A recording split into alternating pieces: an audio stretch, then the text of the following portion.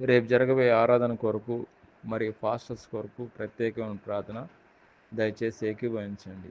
ప్రియమైన మా పరలోక తండ్రి, యేసుక్రీస్తు ప్రభు పరిశుద్ధ నామమును బట్టి మీ సన్నిధికి వస్తున్నాం దేవా.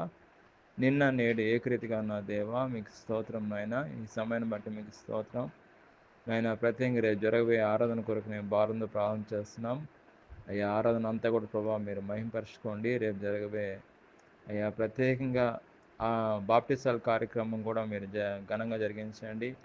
ఫాస్టర్స్ని మీరు దీవించండి, వాళ్ళ కుటుంబాన్ని వాళ్ళ పిల్లల్ని దీవించండి. ఫాస్టర్స్ని మీ చిలువు చాటును మరుగుపరచుకోండి, అద్భుత రీతిగా బ్లెస్ చేయండి, ఆశ్చర్యరీతిగా బ్లెస్ చేయండి.